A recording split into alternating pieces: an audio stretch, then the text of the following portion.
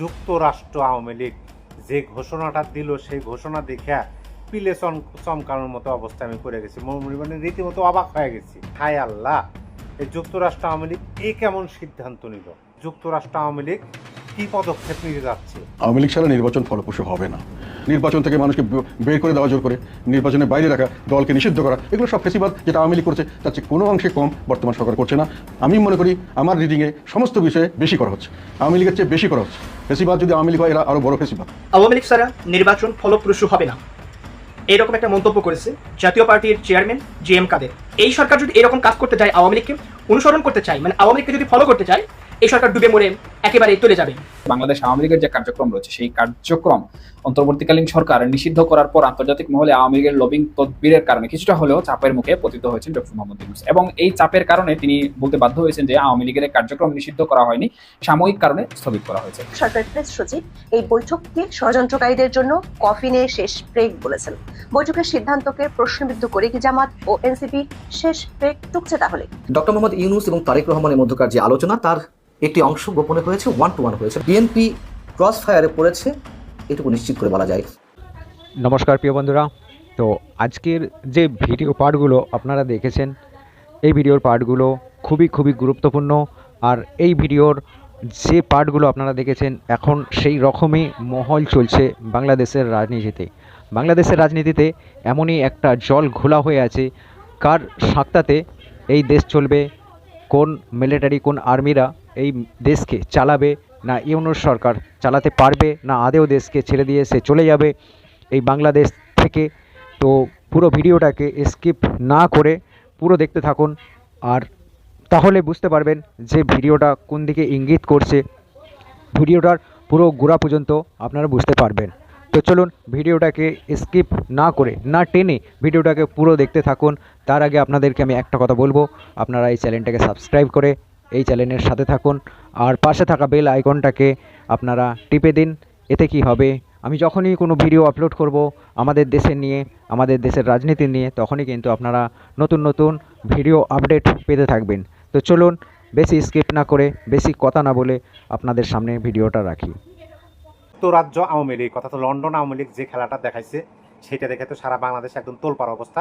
তারপরই যুক্তরাষ্ট্র আওয়ামী লীগ যে ঘোষণাটা দিল সেই ঘোষণা দেখে পিলে চমকানোর মতো অবস্থা আমি করে গেছি, মানে রীতিমতো অবাক হয়ে গেছি। আমি তো মাথায় দেবো যে হায় আল্লাহ, এই যুক্তরাষ্ট্র আওয়ামী লীগ এই কেমন সিদ্ধান্ত নিল? তারা সর্বকালের সর্ববৃহৎ প্রতিবাদ সমাবেশ আয়োজনের ঘোষণা দিচ্ছে। অর্থাৎ আগামী সেপ্টেম্বর মাসে নোবেল বিজয়ী ডক্টর মোহাম্মদ ইউনূস জাতিসংঘের অধিবেশনে নিউ ইয়র্ক যাইতে পারেন বা যাবেন। তিনি নিউ ইয়র্ক যাবেন, সেখানে প্রতিবাদ সভা সমাবেশ আয়োজন করবেন।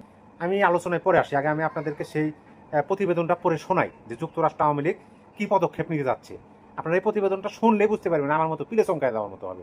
আপনার মাথায় হাত দিয়ে বলতে পারেন হায় আল্লাহ, যুক্তরাষ্ট্র আওয়ামী লীগ এই কেমন সিদ্ধান্ত নিল?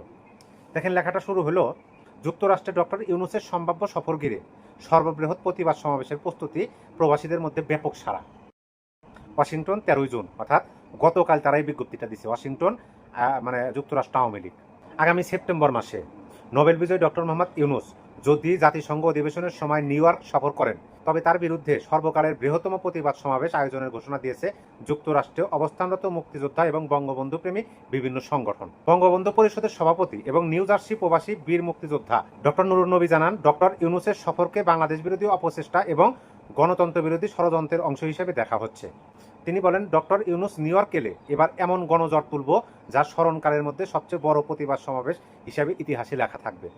এদিকে যুক্তরাষ্ট্র আওয়ামী লীগ শাখার সভাপতি ডক্টর সিদ্দিকুর রহমান বলেন, আমরা ইতিমধ্যেই দেশের 50টি অঙ্গরাজ্য থেকে দেশপ্রেমিক প্রবাসী বাঙালিদের ঐক্যবদ্ধ করছি। নিউ ইয়র্কে জাতিসংঘের সামনে হোক বা ডক্টর ইউনূস যেখানে থাকুক, সেখানে হাজার হাজার প্রবাসী বাঙালি প্রতিবাদ জানাতে উপস্থিত থাকবে। অনেকে স্বেচ্ছায় আইন ভঙ্গ করে গ্রেপ্তার হওয়ার জন্য প্রস্তুতি নিচ্ছে। বলেন তো কত বড় উদ্যোগ তারা নিতেছে। আন্তর্জাতিক সমন্বয় শুরু, প্রতিবাদের প্রস্তুতি ইতিমধ্যে আন্তর্জাতিক মাত্রা পেয়েছে। কানাডা, মেক্সিকো, ইউরোপ, যুক্তরাজ্য, অস্ট্রেলিয়া, দক্ষিণ আফ্রিকা সহ বিভিন্ন দেশের বঙ্গবন্ধু প্রেমী প্রবাসী বাঙালিরা নিউ ইয়র্কে আসার জন্য হোটেল বুকিং শুরু করেছে। ডক্টর প্রদীপ রঞ্জনকর জানিয়েছেন, এটি হবে স্মরণকালের বৃহত্তম প্রতিবাদ সমাবেশ। ডক্টর ইউনূসকে স্পষ্ট বার্তা দিতে হবে, বঙ্গবন্ধুর বাংলাদেশের ষড়যন্ত্রের দিন শেষ, প্রবাসে বসে আর বাংলাদেশ বিরোধী মিথ্যাচার চলতে দেওয়া হবে না। বঙ্গবন্ধু সম্মেলনের ঘোষণা। এদিকে বঙ্গবন্ধু পরিষদ গ্রেটার ওয়াশিংটন শাখা এক যুগান্তকারী কর্মসূচির ঘোষণা দিয়েছে। সংগঠনটি আগামী 15ই আগস্ট আন্তর্জাতিক বঙ্গবন্ধু সম্মেলনের আয়োজন করছে। ওই সম্মেলনে বঙ্গবন্ধুর আদর্শ, মুক্তিযুদ্ধের চেতনা ও বাংলাদেশের বর্তমান রাজনীতি নিয়ে আলোচনা হবে। নিউ ইয়র্কের প্রতিবাদ কর্মসূচির প্রস্তুতির রোডম্যাপও এই সম্মেলনে চূড়ান্ত করা হবে বলে জানা গেছে। প্রবাসী সমাজে ইতিমধ্যে ব্যাপক সাড়া পড়েছে। New York, new jersey, Virginia, Maryland সহ বিভিন্ন অঙ্গরাজ্যের সভা সমাবেশ, অনলাইন প্রচার অভিযান জোরদার করা হয়েছে। সামাজিক যোগাযোগ মাধ্যমেও এই প্রতিবাদ কর্মসূচিকে সামনে রেখে ব্যাপক প্রচারণা চলছে। সংগঠনগুলোর একটাই বার্তা, ডক্টর ইউনূসের মাধ্যমে বাংলাদেশের গণবিরোধী ষড়যন্ত্র আর বরখাস্ত করা হবে না। বিশ্ব দরবারে প্রবাসী বাঙালিরা এবার ঐক্যবদ্ধ প্রতিবাদ গড়ে তুলবে। আপনি ভাবেন তো কত বড় উদ্যোগ তারা নিতেছে। লন্ডনে প্রধান উপদেষ্টা গেলেন, সেখানে তারা যেভাবে বিভিন্ন ধরনের ঘেউ করলেন, তারা বিশাল মিছিল করলেন, বিক্ষোভ করলেন। প্রধান উপদেষ্টা যে হোটেলে উঠছেন সেই হোটেলের সামনে, এমনকি প্রধান উপদেষ্টা সেই হোটেলের সম্মুখ দরজা দিয়ে যাইতে পারেন নাই, তাকে পিছনের দরজা দিয়ে হোটেলে প্রবেশ করতে হয়েছে। এটা আমরা শুনলাম গোলাম মাওলানা স্যারের একটা বক্তব্যে। আর এইবার আপনার যুক্তরাষ্ট্র আওয়ামী লীগ, বঙ্গবন্ধু পরিষদ যে আয়োজনটা করতেছে, আমি তো পরিপূর্ণ আপনাদেরকে পড়ে শোনালাম। তাহলে ভাবেন তো, আমি যতটুকু দেখতেছি, যে লেখাটা পড়ে বুঝলাম যে লন্ডনের যে আওয়ামী লীগের সমাবেশ বিক্ষোভ আয়োজন করছিল, ডাস্টবিনের আয়োজন করছিল, ডাস্টবিন প্রদর্শনের, সেগুলার যেভাবে প্রচার প্রসারণা হয়েছে, তার চেয়ে এটা তো আরও দেখতেছে জোরালো ভাষায় প্রচার প্রসারণা হইতেছে। আগামী সেপ্টেম্বর মাস, দেখেন জুন মাসের আজকে 14 তারিখ, জুন মাস অর্ধেক পড়ে আসছে, তারপরে জুলাই এবং সেপ্টেম্বর, তার মানে এখনো প্রায় 2.5 মাস জাতিসংঘের অধিবেশনে বাদ আছে। 2.5 মাস আগেই তারাই প্রস্তুতি গ্রহণ করতেছে এবং সকল কিছু প্রচার প্রসারণা জোরদার করতেছে। আওয়ামী লীগ ছাড়া নির্বাচন ফলপ্রসূ হবে না। আর আমরা নির্বাচনে সে সময় যাবো কি না যাবো, সেখানকার পরিস্থিতি বুঝে আমাকে সিদ্ধান্ত নিতে হবে। তবে উনি যেটা বলেছেন, ওনার কথার মধ্যে আমি একটা ফাঁক বলি। ওনারা যেটা করছেন, একটা আইন করেছেন আওয়ামী লীগের বিচার করার জন্য। আইনের শাসনের অর্থ হলো আইন প্রয়োগের মাধ্যমে এবং বিচার প্রক্রিয়া শেষ করেই শুধু আপনি শাস্তি দিতে পারবেন। আইন করেছেন বিচার করুন, বিচার করার পরে কিন্তু শাস্তি দিতে পারবেন। কিন্তু ওনারা আইন করছেন বিচার করা শেষ করেননি, তার আগেই ওনারা শাস্তি দিয়ে ফেলেছেন যে কোনো রাজনৈতিক কর্মকাণ্ড করতে পারবে না। আবার ওইটাকে কার্যকর করেছেন, মানে ফাঁসির আদেশ দেওয়ার পরে কার্যকর করেছেন যে ওনাদেরকে ইলেকশনে করতে দেবেন না। তাহলে তো আপনি শাস্তি আগেই দিয়ে ফেলছেন, শাস্তি কার্যকর করে ফেলছেন। তাহলে আপনি বিচারের নামে প্রহসন করছেন, মানে আপনি তাকে দোষী সাব্যস্ত করবেন বলে ঠিক করেছেন। আমি তর্কের খাতিরে বলছি, কথার কথা যে এটা বিচার চলতে 20 বছর হয়ে গেল, 15 বছর, 20 বছর। তখন দেখা গেল যে 20 বছর পরে কোর্ট বললো যে না, আওয়ামী লীগের নিষিদ্ধ করা ঠিক হয়নি। তখন কি আপনি তাকে আবার রিভেল্ট করতে পারবেন? সে তো 20 বছরে তো সে হারিয়ে যাবে, কারণ তাকে নির্বাচন করতে দিচ্ছেন না, তাকে রাজনৈতিক কর্মকাণ্ড। জীবনের সব আয়োজন এখানে একসাথে, সে দল কীভাবে টিকবে? তাহলে আপনি আইনের শাসন হলো বিচার করে শাস্তি দেবেন, আপনি শাস্তি দিয়ে বিচার করছেন। এটা তো আইনের শাসন হলো না, এটা আইনের অপপ্রয়োগ হলো। এবং যেটা সবচেয়ে খারাপ যেটা করেছেন উনি, আরেকটা জিনিস, সেটা হলো নির্বাচন কমিশন কোনো রাজনৈতিক দলকে সাময়িক স্থগিত করতে পারেন না। হয় স্থগিত করবেন, তার ইয়েটা বাতিল করবেন, অথবা তাতে রাখবেন। ওনারা সাময়িক স্থগিত করেছেন। এটাও আমি মনে করি, আমার ধারণা মতে এটাও আইন সিদ্ধ হয়নি। ফলে ওনারা বিচারের নামে প্রহসন করতে চাচ্ছেন আওয়ামী লীগের। সেভাবে আওয়ামী লীগের আমি ফ্যান নই, আমি যেটা ঘটনা সেটা বলছি। আপনি বিচার করতে হবে, একটা লোককে বিচারের আগে শাস্তি দিতে পারবেন না। আপনি যে জেলখানে আটকে রেখেছেন তাকে আপনি জামিন দেবেন না, এটা হলো তাকে বিচার দোষী হওয়ার আগে শাস্তি দিচ্ছেন, এটা অন্যায়। এটা পৃথিবীর সব দেশে অন্যায় হিসেবে গণ্য হয়। যতক্ষণ তাকে রায় না দেওয়া হবে ততক্ষণ আপনি তাকে কোনো শাস্তি দিতে পারবেন না। কিন্তু লক্ষ লোকে দেওয়া হচ্ছে, কী বলা হচ্ছে, আওয়ামী লীগের বিএনপি আওয়ামী লীগের আমলে করা হচ্ছে। আওয়ামী লীগের আমলে করা হয়েছে জন্য তো আওয়ামী লীগের জনগণ লাথি মেরে বের করে দিয়েছে। তাহলে তো আপনি বলছেন যে আপনি আমাকে লাথি মেরে বের করে দাও, এটা কি আপনি বলতে চাচ্ছেন? মানে কথা তো ওটাই আসে। যদি আওয়ামী লীগকে আপনি ফলো করেন, সব কিছু আওয়ামী লীগকে ফলো করা হচ্ছে, বাজেট আওয়ামী লীগকে ফলো করা হচ্ছে, সমস্ত জিনিস, তার যেটা বাজেটকে বলা হয় রাজনৈতিক দর্শন এবং তার বাস্তবায়নের ডকুমেন্ট হলো একটা সরকারের এটা বাজেট, সেটাও হুবহু আওয়ামী লীগকে ফলো করে করা হচ্ছে। কাজেই আপনি ফেসিস্ট কোন দিকে নন।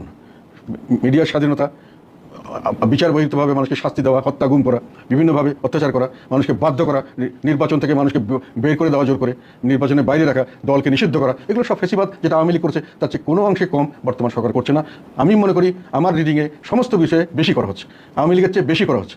ফেসিবাদ যদি আওয়ামী লীগ হয়, এরা আরও বড় ফেসিবাদ।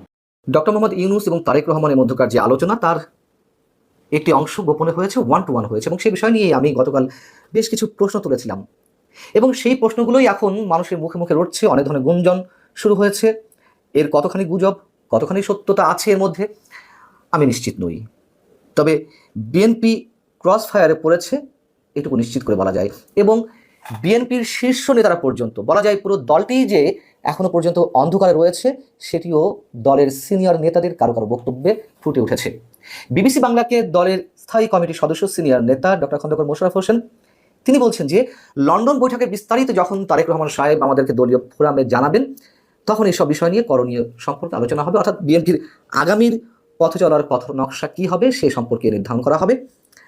আবার তিনিই বলছেন, ডক্টর খন্দকার মোশাররফ হোসেনই বলছেন যে এখনো আমরা বিস্তারিত জানি না, অন্য সব দাবি এখনো বহাল আছে, দলের সভায় সবকিছু নিয়ে আলোচনা হবে। অর্থাৎ যেহেতু নির্বাচন সম্পর্কে কিছুটা বলা হয়েছে, সেটিও রহস্যময় যে যদি বিচার সংস্কারের যাবতীয় সবকিছু প্রস্তুতি সম্পন্ন করা যায় তাহলে ফেব্রুয়ারির দিকে নির্বাচন। বোঝা যাচ্ছে যে পুরো দলটাই অন্ধকারের মধ্যে রয়েছে। আবার তিনিই বলছেন যে এ নিয়ে দুশ্চিন্তা কিছু নেই, যা কিছু দুশ্চিন্তার ছিল তা সব কেটে গেছে, ফলে সুষ্ঠু রাজনৈতিক পরিবেশ নিশ্চিত হয়েছে। কীভাবে নিশ্চিত হলো, তিনি কীভাবে জানলেন? সংবাদ সম্মেলনে সরকারের প্রতিনিধি এবং বিএনপির প্রতিনিধি যা বলেছেন আমরা সেটার উপরেই সব কিছু নির্ভর করে থাকবো? নিশ্চয়ই না। সেই জায়গা থেকেই যে প্রশ্নগুলো আমি তুলেছিলাম 13ই জুন রাতেই বৈঠকের পরে, সেইগুলোই এখন রাজনৈতিক দলগুলোর মধ্যেও প্রশ্ন আকারে উঠছে, গুঞ্জন আকারে ছড়াচ্ছে। যেমন বিপ্লবী ওয়ার্কার্স পার্টির সাধারণ সম্পাদক সাইফুল হক তিনিও গণমাধ্যমকে বলেছেন, বিবিসিকে বলছেন যে পর্দার আড়ালে এমন কিছু নেগোসিয়েশন হয়েছে যাতে বিএনপিকে কিছু ছাড় দিতে হয়েছে। আবার বাংলাদেশের কমিউনিস্ট পার্টি সিপিবি দাবি জানিয়েছে বৈঠকে কি আলোচনা হয়েছে তার সব কিছু খোলাসা করার। যে কানাঘুষাগুলো চলছে সামাজিক যোগাযোগ মাধ্যমে, নানান ধরনের কথাবার্তা তো চলছে, তার কিছু বিষয় যদি আপনাদের সামনে তুলে ধরি, এবং এগুলো আমরা গুজব আকারে উড়িয়ে দিতে পারি না, আবার সম্পূর্ণ সত্য হিসেবে অবশ্যই ধরে নিতে চাই না এখনো পর্যন্ত, তারপরেও বিষয়গুলো আলোচনা আসছে। যেমন কেউ বলছে যে চট্টগ্রাম বন্দর এবং আরাকান আর্মিকে করিডোর দেওয়ার যে বিষয়টি, সেটি সম্পর্কেই তারেক রহমানকে কনভিন্স করা হয়েছে। কিভাবে কনভিন্স করা হয়েছে? বলা হচ্ছে যে যা গেজ করা হচ্ছে, মানুষের যে পারসেপশন, বলা হচ্ছে যে নিকট ভবিষ্যতে বিএনপি ক্ষমতায় এলে জনগণের তরফে এর দায় যেন বিএনপির উপর না বর্তায়, এই জন্যই ডক্টর মোহাম্মদ ইউনূস সরকার এগুলো করে দিতে চায়, বা পশ্চিমাদের হাতে বন্দর পরিচালনার দায়িত্ব দিতে চায়, বা বন্দর ইজারা দিতে চায়, এবং আরাকান আর্মিকে করিডোর দিয়ে যুক্তরাষ্ট্রের যে এজেন্ডাগুলো রয়েছে সেগুলো বাস্তবায়ন করা হবে। এবং একই সঙ্গে আওয়ামী লীগের অংশগ্রহণ ছাড়া নির্বাচনে পশ্চিমাদের সমর্থন আদায়টা পানির মতো সহজ হবে, যেহেতু পশ্চিমাদের এজেন্ডা বাস্তবায়ন করা হচ্ছে, এবং আওয়ামী লীগ ছাড়া যে নির্বাচন হবে তাতে তাদের পূর্ণ সমর্থন পাওয়া যাবে, এবং এই বিষয়গুলো টনিকের মতো কাজ করবে পশ্চিমাদের পক্ষ থেকে, এমনটাই নাকি বোঝানো হয়েছে। আরও যেটি বলা হচ্ছে যে প্রকাশ্যে জনাব তারেক রহমান এবং ডক্টর মোহাম্মদ ইউনূসের মধ্যে নির্বাচন নিয়ে কথা হলেও প্রকৃতপক্ষে ডক্টর মোহাম্মদ ইউনূস সাহেব নির্বাচন দিতে চান 2026-এর জুনে গিয়েই। তিনি এপ্রিলে বলেছেন জাতীয় উদ্দেশ্যে ভাষণে, তার আরও 2 মাস পর হয়তো জুনে নির্বাচন দেবেন। যদিও অনেকে বলেন যে নির্বাচন আদৌ এই সরকারের অধীনে হবে কিনা তা নিয়ে যথেষ্ট সন্দেহ রয়েছে, যেগুলো ছড়াচ্ছে। এক্ষেত্রে তিনি সাবেক প্রধানমন্ত্রী শেখ হাসিনা এবং আওয়ামী লীগের নেতৃবৃন্দের বিচার সম্পূর্ণ করার অজুহাত দাঁড় করিয়েছেন যে জুনের মধ্যে জুনের আগে নির্বাচন দেওয়া হলে এই বিষয়গুলো সম্পূর্ণ করা সহজ হবে না। আরও যে বিষয়টি আলোচনা আসছে, মোটামুটি যা প্রশ্ন আকারে তুলেছিলাম সেগুলোই আলোচনা আসছে, যে নির্বাচনে জামাত এবং বিএনপির সাথে আসন ভাগাভাগির বিষয়টি। তাতে কি বলা হচ্ছে যে বিএনপিকে 165টি আসন দেওয়ার প্রস্তাব দেওয়া হয়েছে, বাকি 135টি আসন জামাত, এনসিপি ন্যাশনাল সিটিজেন পার্টি এবং অন্যান্য শরিক দল সহ যারা মোর্চার মধ্যে রয়েছে তারা 135টি। আর এই কারণেই মোটামুটি দর কষাকষি করতে ডক্টর মোহাম্মদ ইউনূস লন্ডন সফরে গিয়েছিলেন। আবার কেউ বলছেন যে ডক্টর ইউনূসের সাথে তারেক রহমানের আলোচনা শুধুই কালক্ষেপণ ছাড়া আর কিছুই নয়, ভেতরে জামাত, এনসিপি এবং উগ্র মৌলবাদী চক্রের সম্মিলিত পরিকল্পনায় ছক কষা হচ্ছে এক ভয়ঙ্কর খেলা খেলার জন্য। এই পরিকল্পনা বাস্তবায়নের জন্য আপাতত বিএনপিকে ক্ষমতার লোভ দেখিয়ে মাঠ ঠান্ডা রেখে সরকারের যে এজেন্ডাগুলো রয়েছে, যে পরিকল্পনাগুলো রয়েছে, সেই কাজগুলো হাসিল করাই তাদের মূল লক্ষ্য। এবং এর সাথে আরও একটি প্রশ্ন উঠছে যে বিএনপি নেতা ইশরাক হোসেনের যে মেয়র হিসেবে শপথ নেওয়া না নেওয়াকে কেন্দ্র করে যে তুমুল আন্দোলন গড়ে উঠলো, সেই বিষয়টিও কি আলোচনায় এসেছে? 3 উপদেষ্টা পদ থেকে দাবি করা হচ্ছিল, সেগুলো কি আলোচনায় এসেছে? ইত্যাদি ইত্যাদি নানান ধরনের গুজব, জানি না এর সত্যতা কতখানি, এগুলো ছড়াচ্ছে। মিস্টার শফিকুল আলম প্রধান উপদেষ্টা প্রেস সচিব তিনি আবার কি বললেন, তার ফেসবুক পেজে শুক্রবার রাতেই তিনি স্ট্যাটাস দিয়েছেন, যেখানে তিনি দাবি করছেন যে বিএনপির ভারপ্রাপ্ত চেয়ারম্যান তারেক রহমান এবং ডক্টর মোহাম্মদ ইউনূসের মধ্যকার যে ঐতিহাসিক বৈঠকটি অনুষ্ঠিত হয়েছে তা ষড়যন্ত্রকারীদের জন্য কফিনে শেষ পেরেক ঠোকা হয়েছে। তিনি বলছেন যে সব কিছু শেষ, এখন স্মুথলি চলবে, এবং যারা সরকারের বিরুদ্ধে নানান ধরনের কথা বলছিলেন তাদের মুখে জুতা পড়েছে, এই ধরনের মন্তব্য আমরা করতে পারি। কফিনে শেষ পেরেক ঠোকা হয়েছে। আবার অন্যদিকে যে নাটক শুরু হয়েছে, খেলা শুরু হয়েছে, আমরা স্পষ্টত এইগুলো যেগুলো বললাম সেগুলো গুজব, সত্যতা অনেক কিছুই থাকতে পারে এর মধ্যে, কিন্তু স্পষ্ট যে খেলার কথা আমি বলতে চাই তা জামাত এনসিপি নিশ্চয়ই করছে। যেমন জামাত এনসিপির সাথে আলোচনা ছাড়া তো নিশ্চয়ই ডক্টর মোহাম্মদ ইউনূস তারেক রহমানের সঙ্গে এইসব বিষয়ে আলোচনা করেনি, নিশ্চয়ই তাদের সম্মতি নিয়েই করেছে। জামাত যেমন তাদের যে বৈঠক ছিল কার্যনির্বাহী কমিটির শনিবারে বৈঠক শেষে একটি বিবৃতি দিয়েছে, সেই বিবৃতিতে বলা হচ্ছে সরকার এবং বিএনপির পক্ষ থেকে যে যৌথ বিবৃতি প্রদান করা হয়েছে তা বাংলাদেশের রাজনৈতিক সংস্কৃতির ব্যত্যয় বলে আমরা মনে করি। এর মাধ্যমে প্রধান উপদেষ্টা একটি দলের প্রতি বিশেষ অনুরাগ প্রকাশ করেছেন যা তার নিরপেক্ষতা ক্ষুণ্ণ করেছে। এর আগে কি প্রধান উপদেষ্টা বা সরকার সবার সাথে আলোচনা করে সবকিছু করেছে? নিশ্চয়ই না। এবং সেক্ষেত্রে জামাত কোনো প্রশ্ন তোলেনি, এক্ষেত্রে ইচ্ছাকৃতভাবে তুলছে। এনসিপি বলছে যে এই বৈঠকে জনগণের প্রত্যাশা পূরণ হয়নি, তারা হতাশ, তারা উদ্বিগ্ন, এবং এই বৈঠকে নির্বাচন নিয়ে যতটা কথা হয়েছে বিচার এবং সংস্কার নিয়ে ততটা কথা হয়নি। আমি খেলা বলছিলাম এই কারণে যে তারা সরকারের বিরোধিতা করছে, তারা এটি মানতে চায় না। আসলে এগুলো একটু বলা দরকার, তাই বলা আর কি, আর কিছু নয়, যাতে আলোচনাটা পোক্ত জায়গায় গিয়ে পৌঁছায় বা সিদ্ধান্তগুলো বাস্তবায়নের জন্য তাদেরই তো সরকার, সহজ হয় যে কোনো কিছু বাস্তবায়নের জন্য। এখন সবচেয়ে ভালো কথা বলেছেন, বুঝে হোক কিংবা না বুঝে হোক, যেহেতু শুরুতেই বলছিলাম যে এটা আমরা সবাই জানি, বলা হয়েছে যদি বিচার এবং সংস্কারের যাবতীয় প্রস্তুতি সম্পন্ন হয় সেক্ষেত্রে ফেব্রুয়ারির দিকে নির্বাচন হতে পারে। জামায়াতপন্থী যে আইনজীবী, বহুল আলোচিত আইনজীবী শিশির মনির, অ্যাডভোকেট শিশির মনির বলছেন যে এটা ধরে নেওয়ার কোনো কারণ নেই যে ফেব্রুয়ারিতে নির্বাচনের জন্য দুই পক্ষই রাজি হয়েছেন। এখন ওখানে তো মেবি বিষয়ে আলোচনা হয়েছে, হতে পারে নির্বাচন দেওয়া যেতে পারে। আসলে বাস্তবতা তো এখানেই। শুভঙ্করের ফাঁকি বলি আর জনগণের চোখে ধোঁয়া দিয়া বলি, ধুলো দিয়া বলি, যাই বলি না কেন, সমাধান তো কিছু হয়নি। হিডেন এগ্রিমেন্ট, পর্দার আড়ালে কোনো সমঝোতা, আন্ডার টেবিল ডিল, যেভাবেই আমরা বলি না কেন, আবার মনে করে দিই বৈঠকটি কিন্তু বৈঠকের মূল অংশ অন্তরালেই হয়েছে, গোপনে হয়েছে। এই করে আসলে বিএনপির জন্য কি ভালো হলো নাকি খারাপ হলো? বিএনপি তো এখন সব দিক থেকে ক্রস ফায়ারে পড়ছে। যদি আমরা জামায়াত এনসিপি বক্তব্য ধরে নিই, তারাও আক্রমণ করছে, যদিও সেটি নাটকের অংশ।